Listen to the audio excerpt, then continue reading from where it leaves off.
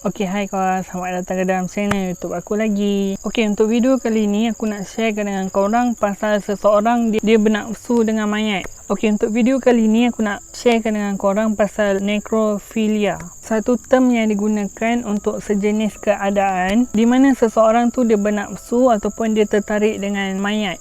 Jika mengikut sejarah, necrophilia ni dia dah lama dah wujud. Maksudnya dah beribu-ribu tahun wujudnya necrophilia ni. Contohnya mengikut Herodotus, iaitu dia adalah seorang pekaji sejarah Yunani purba. Kebanyakan orang Mesir purba ataupun orang kuno Mesir, sekiranya ada kematian yang berlaku pada masa tu dan kematian tersebut dia melibatkan gadis cantik ataupun perempuan cantik, mereka akan biarkan saja mayat tu tanpa ditanam selama 2 ataupun 3 hari. Sebab mereka nak biarkan mayat tu betul-betul mereput ataupun busuk, barulah mereka bagi ke tukang awet. Sebab ada kes di mana mereka bagi mayat yang baru meninggal kepada tukang awet dan tukang awet tu sebenarnya dia ada penyakit necrophilia, ataupun lebih tepat mereka akan mengadakan hubungan seks dulu dengan mayat tu, barulah mereka awet mayat tu. Jadi kalau perempuan cantik yang meninggal, mereka akan biarkan dululah. Kalau yang tak berapa cantik tu mereka akan bagi je.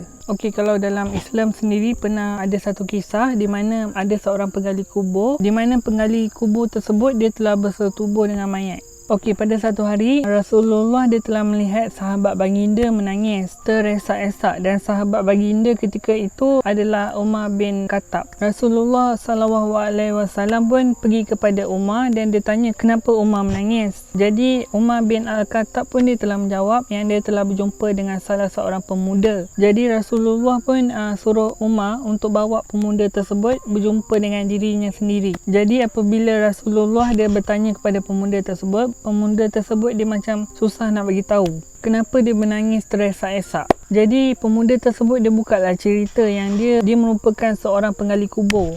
Dan pada satu hari ni ada seorang gadis dia telah meninggal dunia, dan gadis tersebut dia berasal daripada kaum Aisyah. Dikatakan gadis tu memang tersangat-sangat cantik dan jelita rupa dia. Jadi dikatakan selepas siap proses pengebumian tu kan, jadi apabila semua orang yang menziarahi gadis tersebut dah balik, pemuda tersebut secara senyap-senyap dia telah mengorek ataupun menggali kubur gadis tu tersebut. Dah perempuan tu cantik kan, lepas tu dia buka pula kain kapan gadis tu. Jadi pada masa tu bila dia tengok perempuan tu, nafsu dia naik, dan selepas itu dia pun menzinahi mayat gadis tersebut sampai puas lah. Jadi apabila dia dah siap tu, dia pun bangkit ataupun dia berdiri. Secara tiba-tiba mayat gadis tersebut pun bangkit juga, berdiri juga. Jadi apabila mayat tu dah bangkit berdiri, mayat tu pun berkata, sungguh celaka engkau wahai pemuda, apakah engkau tak malu kepada Tuhanmu kelak membalasmu di hari kiamat? Pada saat semua orang dituntut balas, engkau biarkan aku dalam keadaan berhadap besar di hadapan Tuhanku. Selepas dia tersentap apabila mayat tu bangkit dan bagi tahu dia macam tu, dan pada masa itulah dia menyesal sangat-sangat dengan apa yang dia telah buat,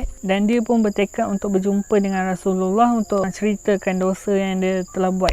Jadi apabila Rasulullah dia mendengar cerita pemuda tersebut, Rasulullah pun marah sangat-sangat, sampaikan Nabi cakap, wahai pemuda fasik, memang neraka tempatmu dan keluarlah engkau daripada sini. Maksudnya Nabi memang marah sangat-sangat dengan pemuda ni tadi, dan pada masa itulah dia sangat menyesal dan menangis, dan pada masa itulah dia mula start berzikir dan bertaubat sebelum akhirnya Allah Subhanahu Wa Taala mengampunkan dosa dia. Itu kisah Nabi. Maksudnya Allah nak tunjukkan dekat kita yang pada zaman Nabi lagi dah wujud orang yang mempunyai necrophilia ni. Itu zaman Nabi tau. Tapi kalau zaman kita pula, penjenayah yang paling popular dengan jenayah necrophilia ni adalah Jeffrey Dahmer. Di mana Jeffrey Dahmer ni apabila dia dah bunuh orang, dia masih simpan tau mayat-mayat yang dibunuh tu tadi untuk tujuan seksual. Dan dekat Malaysia ni juga ada satu kisah di mana ada seorang lelaki sekitar tahun 2019 macam tu, di mana ada seorang lelaki ni dia pernah bagi tahu yang dia suka bau mayat, terutamanya mayat yang masih baru, sebab katanya darah yang ada pada mayat tu membuatkan dia terangsang.